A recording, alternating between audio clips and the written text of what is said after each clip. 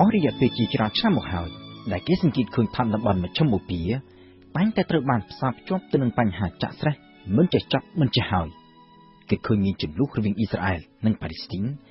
ចំនួននឹងការប្រជែងអំណាចរវាងនីកាយស៊ូនីតនិងឈីអ៊ីតសង្គ្រាមស៊ីវិលរ៉ូម៉ាន់អស់ដូចជាសង្គ្រាមនៅសេរីអ៊ីរ៉ាក់និងយេម៉ែនចំនួនទាមទារផ្ដាច់ទឹកដីរបស់ពួកគូឌីស្ថាន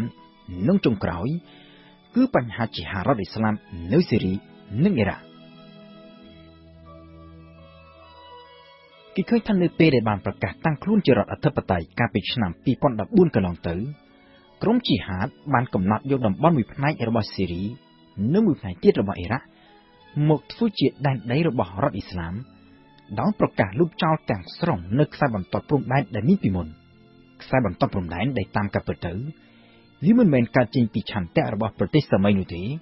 ក៏ប៉ុន្តែកើតចេញពីការគូសវាសតាមតែចិត្តឯងដោយមហាអំណាចអាណានិគមចំនួន2នៃពេលនោះគឺបារាំងនិងអង់គ្លេសអ្វីៗកើតឡើងកាលពី100ឆ្នាំមុនគឺនៅឆ្នាំ1916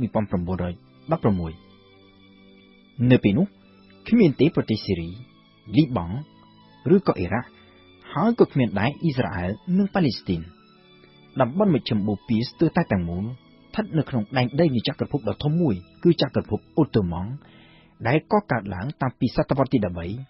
ហើយដែលកាន់កាប់ដែនដីលាតសន្ធឹងតាំងពីឈូងសមុទ្រពាក់នៅខាងកើតរហូតទៅដល់ប្រទេសហុងគ្រីនៅខាងលិច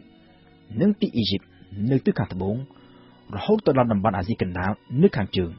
ហើយមានរាជធានីនៅក្នុងទីក្រុងកុងស្តង់ទីណូបគឺទីក្រុងអ៊ីស្តង់ប៊ូលប្រទេសទូគីនៅពេលបច្ចុប្បន្នចាប់ពីសតវត្សទី19ចក្រភពអូតូម៉ង់នេះបានចាប់ផ្ដើមធ្លាក់ចុះទន់ខ្សោយបន្តិចម្ដងដោយដែនដីខ្លះនៅអឺរ៉ុបខាងកើតត្រូវបានចក្រភពអូទ្រីសហុងគ្រីដណ្ដើមយកទៅកាន់កាប់ដែនដីខ្លះទៀតនៅមជ្ឈមបូព៌ាត្រូវធ្លាក់ទៅក្នុងដៃរបស់អង់គ្លេសចំណែកឯនៅតំបន់បាល់កង់វិញអតីតដែនដីនៃចក្រភពអូតូម៉ង់បានចាប់ផ្ដើមនាំគ្នាប្រកាសផ្ដាច់ខ្លួនជាបន្តបន្ទាប់ដើម្បីទៅបង្កើតជាប្រទេសឯករាជ្យរៀងៗខ្លួននៅឆ្នាំ1914សង្គ្រាមលោកលើកទី1បានចាប់ផ្ដើមផ្ទុះឡើងនៅពេលនោះចក្រភពអូតូម៉ង់ដែលកំពុងតែធ្លាក់ចុះដួនដាបខ្លាំងស្រាប់ទៅហើយនោះបានចូលដៃជាមួយនឹងបកសម្ព័ន្ធអាល្លឺម៉ង់អូទ្រីសហុងគ្រីនិងអ៊ីតាលីដើម្បីប្រយុទ្ធតទល់នឹងបកសម្ព័ន្ធបារាំងអង់គ្លេសនិងរុស្ស៊ី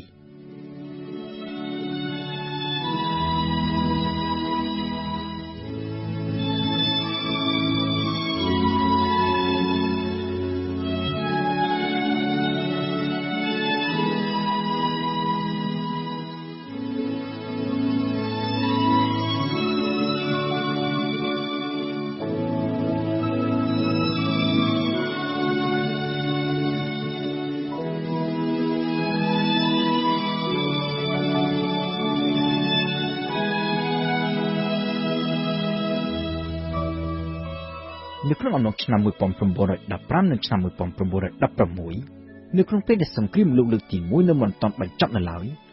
រុស្ស៊ីបារាំងនិងអង់គ្លេសបានលួចចរចាគ្នាដោយសម្ងាត់ដើម្បីយកដែនដីនៃចក្រភពអូតូម៉ង់ទៅពុះចែកគ្នាកាន់កាប់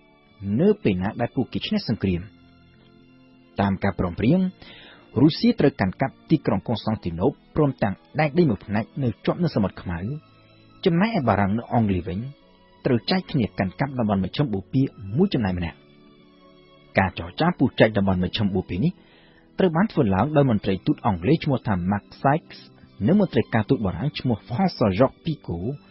ហើយបានឈានទៅដល់ការចុះកិច្ចព្រមព្រៀងដោយសម្ងាត់នៅខែឧសភាឆ្នាំ1916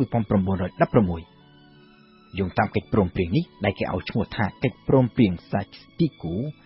ដែនដីនៃចក្រភពអូតូម៉ង់នៅក្នុងតំបន់មជ្ឈមបូព៌ាត្រូវពុះចែកជាពីរគឺបារាំងត្រូវកាន់កាប់ដែនដីនៅត្រង់ប្រទេសលីបង់និងសេរីបច្ចុប្បន្នចំណែកឯអង់គ្លេសវិញត្រូវកាន់កាប់ដែនដីនៅត្រង់ប្រទេសអ៊ីរ៉ាក់និងយូដានីបច្ចុប្បន្នដែនដីនៅត្រង់អ៊ីស្រាអែលនិងប៉ាឡេស្ទីនបច្ចុប្បន្ននេះពីដំបូងត្រូវបានគេព្រមព្រៀងគ្នាដាក់ឲ្យស្ថិតនៅក្រោមការកាន់កាប់ជាអន្តរជាតិក៏ប៉ុន្តែក្រោយមកទៀតត្រូវបានដាក់បញ្ចូលឲ្យទៅជាដែនដីអាណានិគមរបស់ចក្រភពអង់គ្លេសនៅត្រង់ចំណុចប្រសព្វនៃដែនឥទ្ធិពលរបស់បារាំងនិងអង់គ្លេសខ្សែបន្ទាត់មួយត្រូវបានគេគូសស្ទើរតែត្រង់ដូចបន្ទាត់ចាប់តាំងពីប្រទេសអ៊ីរ៉ង់រហូតទៅដល់សមុទ្រមេឌីទែរ៉ាណេខ្សែបន្ទាត់នេះហើយដែលបានក្លាយទៅជាព្រំដែនរវាងសេរីនិងអ៊ីរ៉ាក់នៅក្នុងពេលបច្ចុប្បន្ននេះខ្សែបន្ទាត់ព្រំដែនរវាងសេរីនិងអ៊ីរ៉ាក់នេះ ដែលត្រូវបានគេហៅជាទូទៅថាជាខ្សែបន្ទាត់ Sykes-Picot គឺត្រូវបានបារាំងនិងអង់គ្លេសគូសតាមតែចិត្តឯងតម្រូវទៅតាមតែផលប្រយោជន៍ផ្ទាល់ខ្លួនឯងតែប៉ុណ្ណោះដោយមិនបានគិតគូរពីលក្ខខណ្ឌប្រជាសាស្ត្រភាសានិកាយសាសនាឬជាតិសាសន៍នៅលើដីជាក់ស្ដែងនោះទេជាលទ្ធផលគេសង្កេតឃើញថាបណ្ដាជនដែលមានភាសាដូចគ្នានិកាយសាសនាដូចគ្នាឬក៏ជាជាតិសាសន៍តែមួយនោះត្រូវបានពុះចែកជាចំណែកហើយត្រូវស្ថិតនៅក្នុងប្រទេសផ្សេងគ្នាជាពិសេសគឺពួកគូឌីស្ថានដែលត្រូវបានពុះចែកដោយខ្សែបន្ទាត់ព្រំដែន Sykes-Picot ដោយមួយផ្នែកនៅក្នុងប្រទេសអ៊ីរ៉ាក់មួយផ្នែកស្ថិតនៅក្នុងទឹកដីសេរីហើយមួយផ្នែកទៀតស្ថិតនៅក្នុងទឹកដីរបស់ទូគីដូចគ្នាដែរចំពោះអ្នកកាន់សាសនាអ៊ីស្លាមនិកាយស៊ូនីតដែលត្រូវពុះចែកជាស៊ូនីតសេរីនិងស៊ូនីតអ៊ីរ៉ាក់ស៊ូនីតនៅក្នុងប្រទេសអ៊ីរ៉ាក់ដែលជាប្រទេសដែលមានប្រជាជនភាគច្រើនកាន់និកាយឈីអ៊ីតនៅទីចុងបំផុតទៅប្រទេសដូចជាសេរីនិងអ៊ីរ៉ាក់នេះមានឈ្មោះជាប្រទេសតែនៅលើក្រដាស់តែប៉ុណ្ណោះរីឯនៅលើដីជាក់ស្ដែងវិញគ្មានទេភាពរួបរวมជាលក្ខណៈប្រជាជាតិប្រជាជនម្នាក់ៗភ្ជាប់អត្តសញ្ញាណខ្លួនឯងទៅនឹងសហគមន៍ជាតិសាសន៍ឬក៏និកាយសាសនារបស់ខ្លួនជាជាងទៅនឹងប្រទេសជាតិម្នាក់ៗគិតទៅដល់ផលប្រយោជន៍និងអត្តសញ្ញាណខ្លួនឯងជាស៊ូនីតជាឈីអ៊ីតឬក៏ជាគូឌីស្ថានមុននឹងគិតទៅដល់ភាពជាពលរដ្ឋអ៊ីរ៉ាក់